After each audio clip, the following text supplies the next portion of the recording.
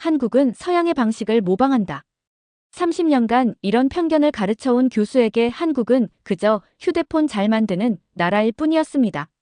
그러나 한 가을날 단정한 검은 머리의 한국 여성이 던진 질문이 그의 세계를 흔들었습니다. 왜 한국은 감사의 빚을 세대를 넘어 기억할까요? 이 질문에 대답하지 못한 그는 마음 깊은 곳에서 불편함을 느꼈습니다. 한국을 향한 여정은 그에게 무엇을 가르쳐 줄까요? 그가 발견한 충격적인 진실은 무엇일까요? 안녕하세요. 저는 알렉산더 존슨이라고 합니다. 저는 국가 간 관계를 연구하는 교수예요. 큰 대학교에서 20년이 넘게 가르치고 있었죠.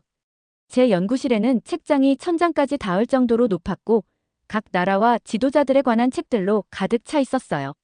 창문으로는 푸른 잔디밭 위를 걸어가는 학생들이 보이고 있었죠.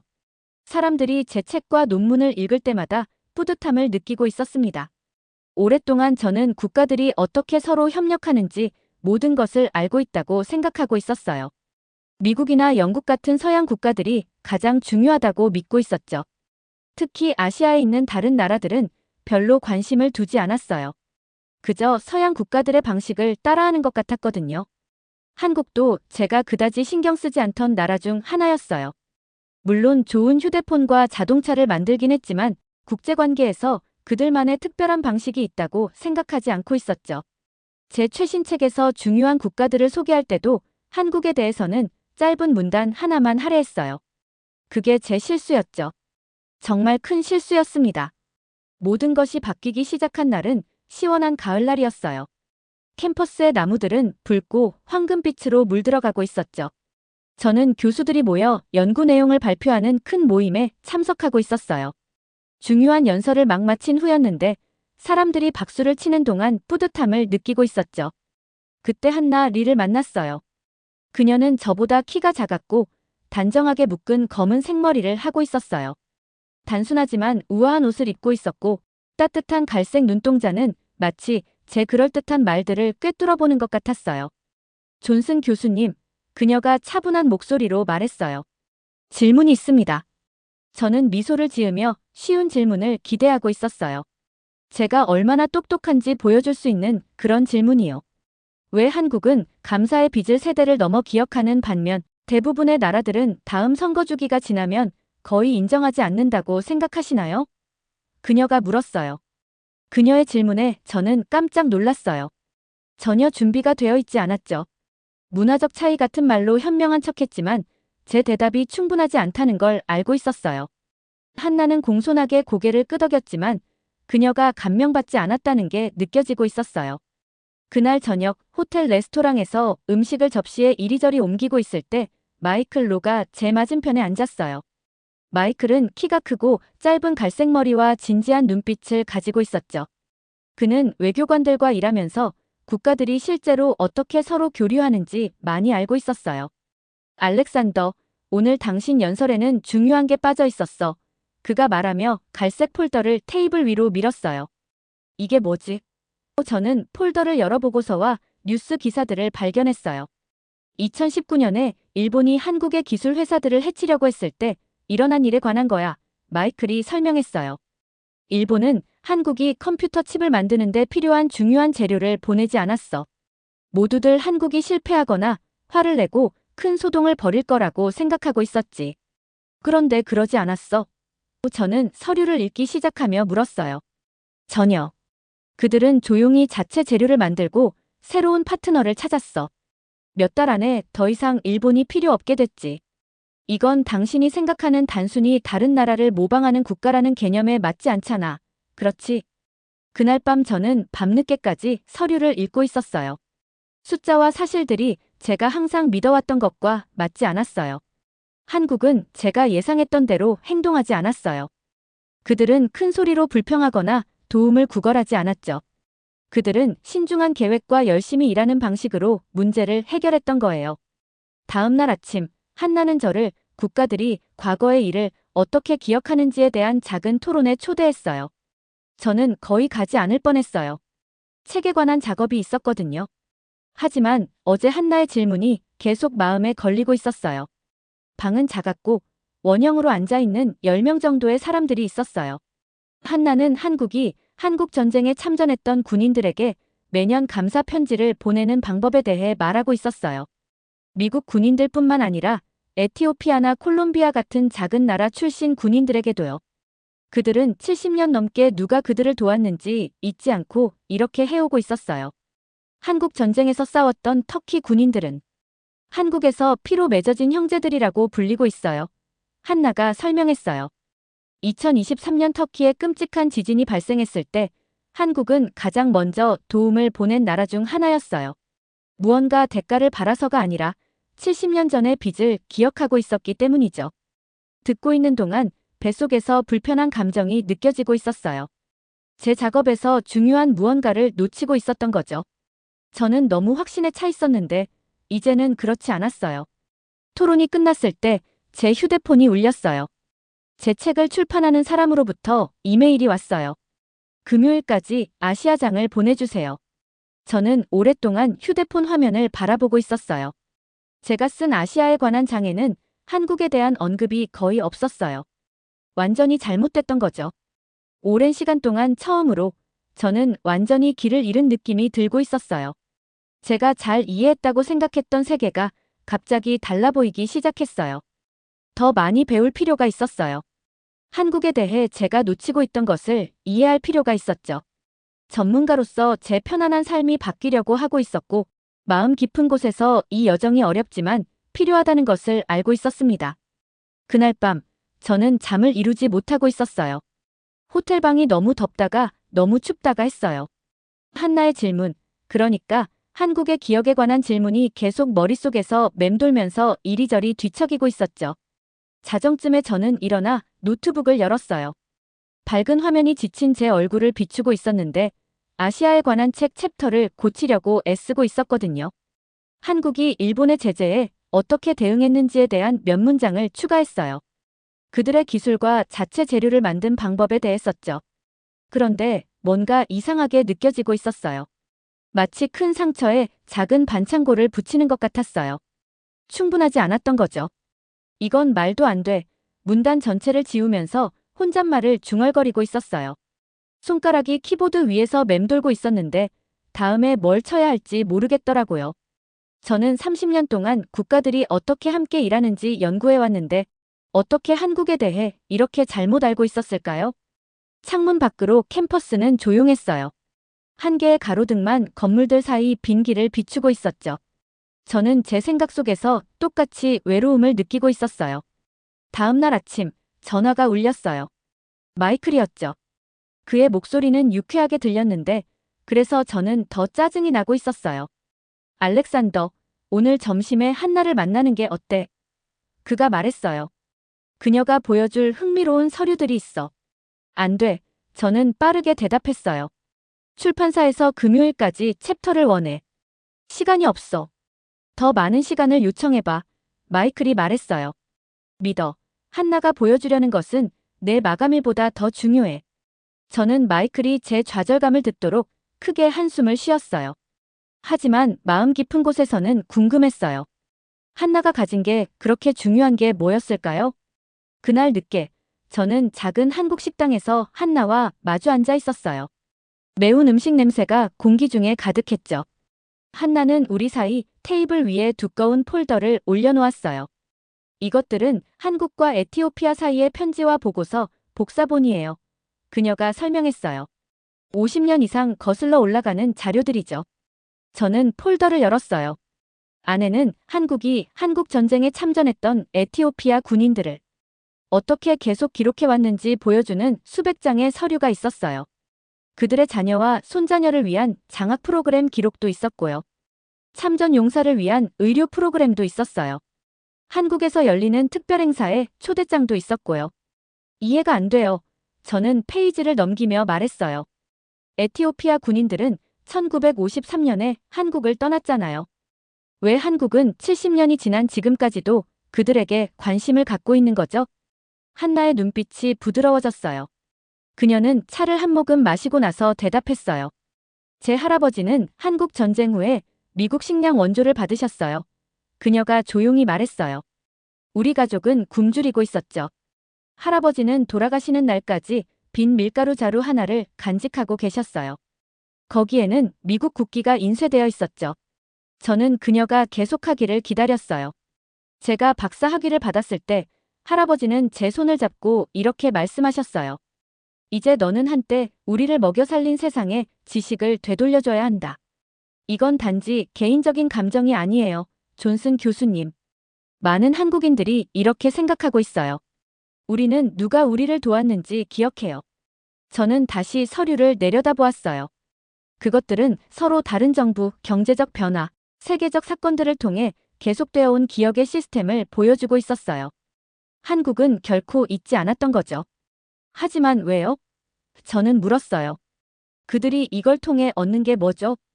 한나는 인내심 있게 미소 지었어요.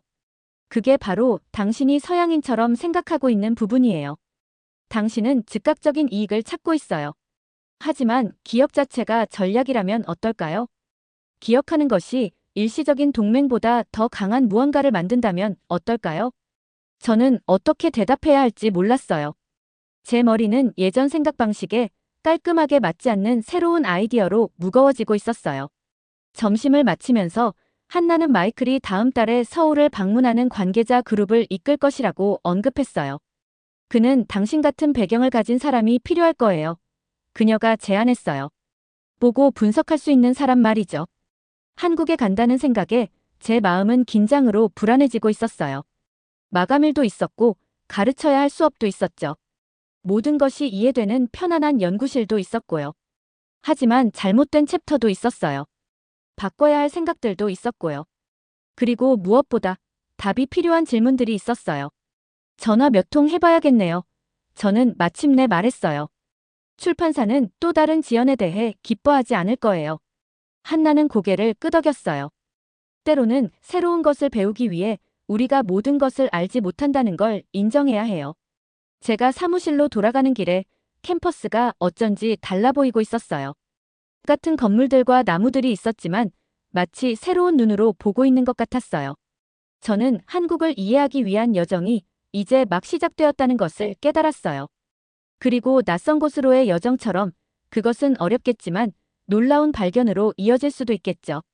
저는 전화기를 들어 출판사에 전화했어요. 더 많은 시간이 필요해요. 저는 말했어요. 제가 쓴 모든 것을 바꾸는 중요한 것을 발견했거든요. 그날 밤 저는 서울행 티켓을 예약했어요. 가방을 싸면서 저는 두렵기도 하고 설레기도 했어요. 오랜 시간 만에 처음으로 저는 모든 답을 가진 전문가가 아니었어요. 다시 학생이 되어 배울 준비가 되어 있었죠. 서울을 처음 본 순간 제 숨이 멎을 것 같았어요. 비행기 창문으로 내려다보니 거대한 도시가 아래로 펼쳐져 있었거든요. 높고 반짝이는 건물들이 하늘을 향해 솟아 있었어요. 강들은 파란 리본처럼 도시를 가로지르고 있었죠. 도시 가장자리에는 초록색 산들이 마치 모든 것을 지켜보는 수호자처럼 서 있었어요. 이건 제가 예상했던 모습이 아니었어요. 머릿속에서는 서울을 그저 뉴욕이나 런던을 따라하려는 또 하나의 큰 도시로 그리고 있었거든요. 하지만 제가 본 것은 현대적이면서도 동시에 독특한 모습이었어요. 마이클이 공항에서 저를 맞이했어요. 그는 제가 오기로 결정한 것이 기뻐 보였어요. 생각이 바뀔 준비됐어? 그가 웃으며 물었어요. 우리는 검은색 차에 올라타고 있었죠. 저는 차창 밖으로 지나가는 도시를 바라보고 있었어요. 화려한 곡선 지붕을 가진 오래된 궁전들이 유리로 된 고층 건물들 옆에 서 있었죠.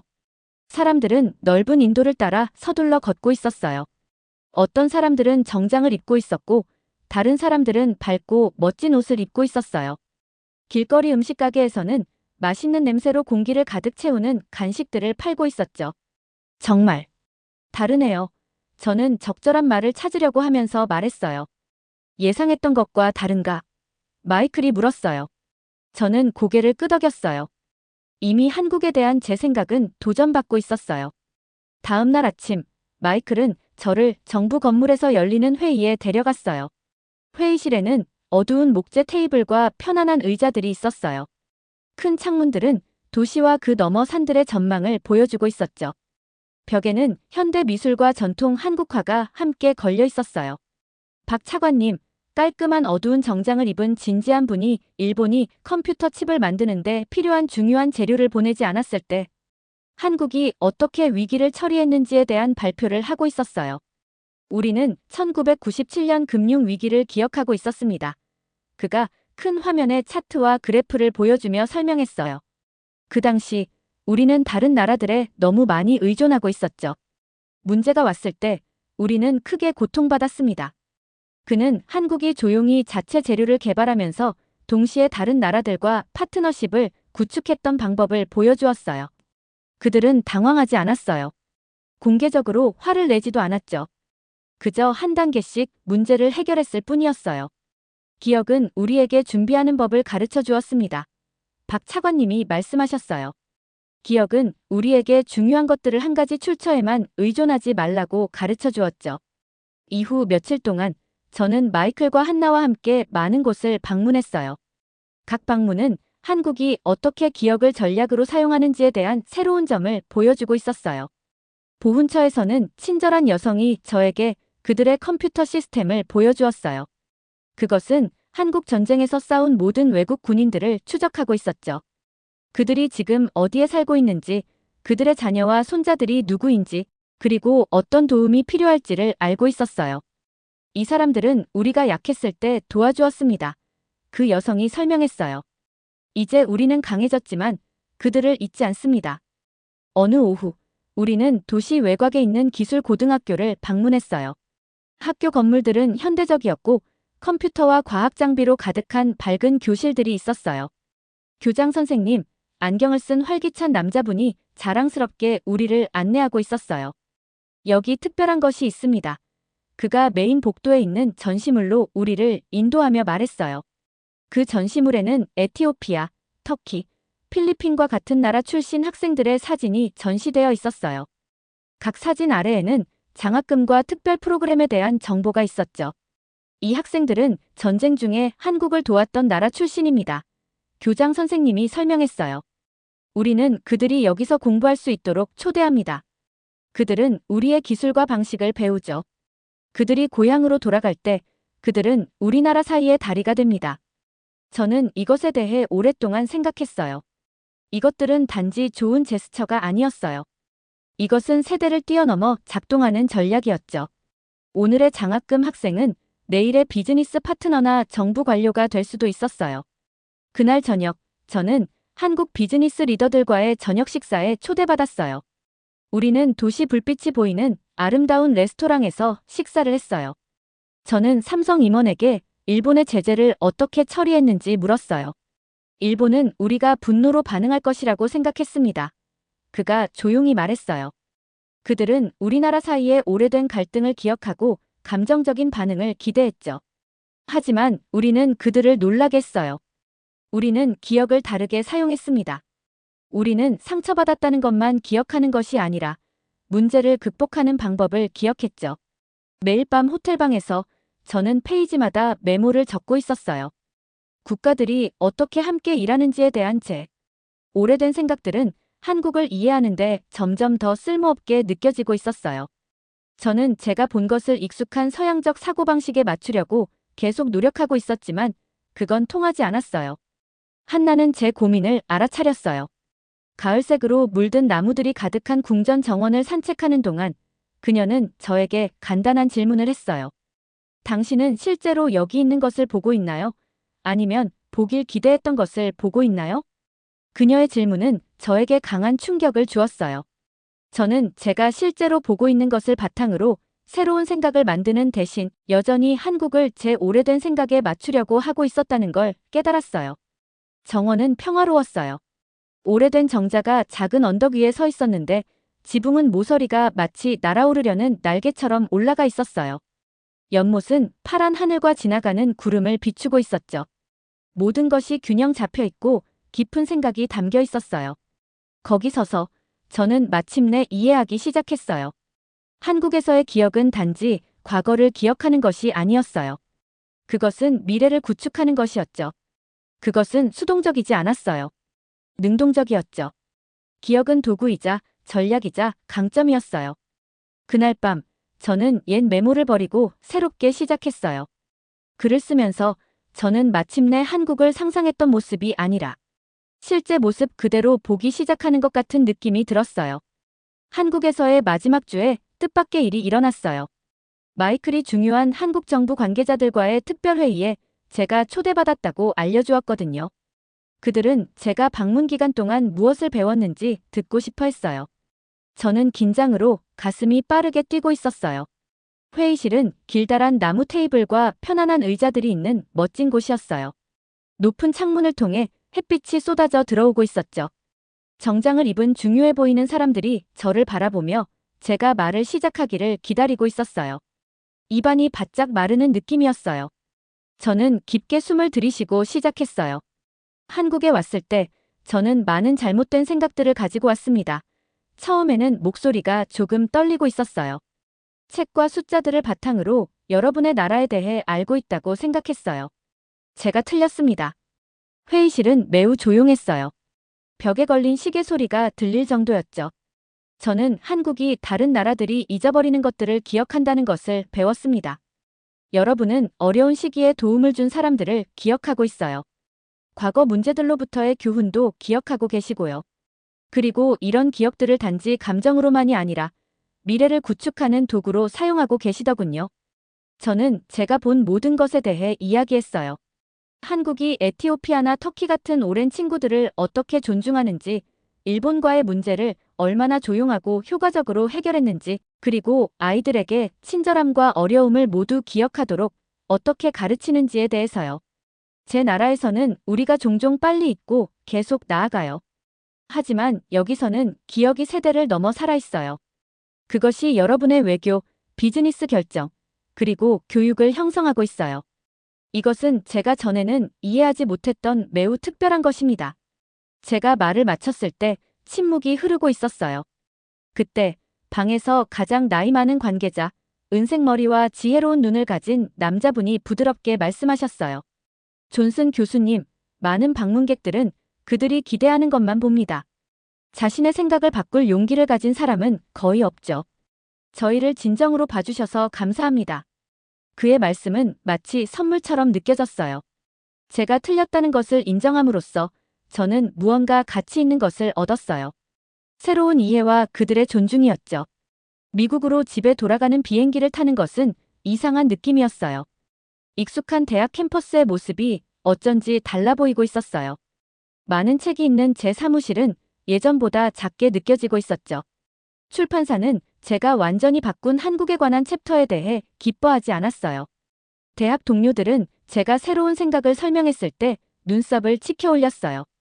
몇몇은 제가 학문적 판단력을 잃었다고 생각하고 있었죠. 너무 나간 거 아니야? 한 동료가 말했어요. 한국은 그저 기술이 좋은 또 하나의 발전하는 경제일 뿐이야. 특별한 것 없어. 하지만 저는 제가 본 것을 알고 있었어요. 그리고 곧 여러 사건들이 제가 옳다는 것을 증명했어요. 몇 달 후 일본이 조용히 수출 제한을 해제했을 때 그것은 한국의 인내심 있는 전략이 효과가 있었다는 것을 보여주었어요. 폴란드가 한국 무기를 구매하는 거대한 계약을 체결했을 때 그들은 특별히 한국에 신뢰할 수 있는 기억력을 그들이 신뢰하는 이유로 언급했어요. 제 여행 후 6개월 뒤 저는 국제 컨퍼런스에서 큰 연설을 했어요. 방은 사람들로 가득 차 있었죠. 한나는 앞줄에 앉아 있었고 마이클은 방 뒤에 서 있었어요. 우리는 국제관계를 이해하는 방식을 다시 생각해 볼 필요가 있습니다. 저는 청중들에게 말했어요. 한국과 같은 일부 국가들은 기업 자체를 전략적 도구로 사용합니다. 그들은 친절함이나 어려움을 잊지 않아요. 그들은 이러한 기업들을 외교적 강점과 경제적 힘으로 변화시킵니다. 제 연설 후 많은 사람들이 질문을 했어요. 몇몇은 제 새로운 생각에 동의했고 다른 이들은 그것에 도전했어요. 하지만 모두가 관심을 보이고 있었어요. 저는 제 여행으로부터 가치 있는 것을 가져왔어요. 그날 저녁 한나, 마이클, 그리고 저는 함께 축하 저녁 식사를 했어요. 식당은 시끌벅적하고 따뜻했어요. 그래서 존슨 교수님, 한나가 작은 미소를 지으며 말했어요. 이제 한국을 더 잘 이해하게 되었으니 어떤 다른 나라들을 오해하고 계실까요? 저는 웃음을 터뜨렸어요. 6개월 전에는 그 질문이 저를 방어적으로 만들었을 거예요. 지금은 그 질문이 저를 호기심 많게 만들고 있었죠. 아마도 많은 나라들일 거예요. 저는 인정했어요. 하지만 그게 배움의 신나는 부분이죠. 발견할 것이 얼마나 더 많은지 깨닫는 것. 제 여정은 저를 완전히 바꿔놓았어요. 저는 한국에 대한 새로운 생각만이 아니라 제가 모르는 것에 대한 새로운 겸손함을 가지고 돌아왔어요. 가장 큰 교훈은 한국의 기억 전략에 관한 것이 아니었어요. 때로는 세상을 명확하게 보기 위해서는 우리의 시야가 우리 자신의 가정에 의해 흐려져 있다는 것을 먼저 인정해야 한다는 것을 배우는 것이었죠. 잘 들으셨나요? 세상에는 가슴 따뜻한 이야기들이 가득합니다. 감동 힐링 사연은 해외에서 전해지는 감동적인 사연들을 소개하며 다양한 이야기들을 통해 위로와 희망, 그리고 하루의 힐링을 선물해드립니다. 조그마한 힐링이 되셨다면 구독과 알림 설정도 큰 힘이 되어요. 다음 영상에서 더 좋은 사연으로 찾아뵙겠습니다. 시청해주셔서 감사합니다.